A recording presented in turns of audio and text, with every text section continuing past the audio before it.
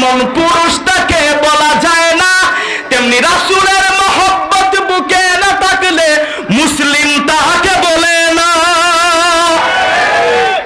হিজরা হলে জন্মিলে যেমন পুরুষটাকে বলা যায় না, রাসূলের মহব্বত বুকে না থাকলে মুসলিম তাকে বলে না। ঠিক কিনা? আরেকটু জোরে বলে।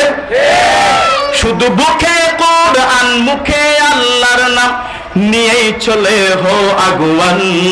জাগো জাগো জাগো জাগো জাগো মুসলমান, বীর নৌজওয়ানের দল।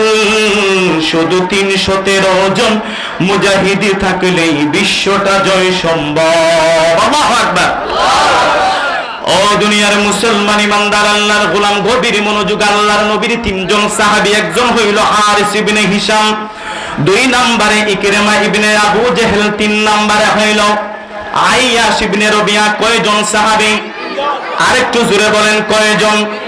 3 জন সাহাবী মিলে দৌড় দিছে জিহাদের ময়দানে। কার মহব্বতে?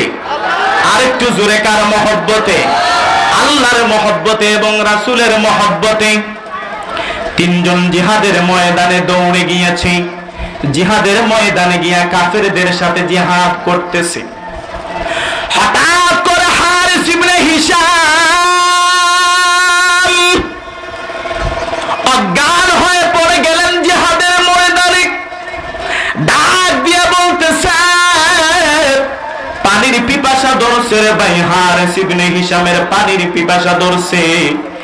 আল্লাহর নবী হাদিসের মধ্যে বলতেছেন, একজন মহিলা হারিস ইবনে হিশামের কাছে গেল। হারিস ইবনে হিশামের কাছে পানির পাত্রটা নিয়ে হাজির হলো। ডাক দিয়ে বলতেছে, ওরে হারিস ইবনে হিশাম, এই নেও পানির পাত্র। ও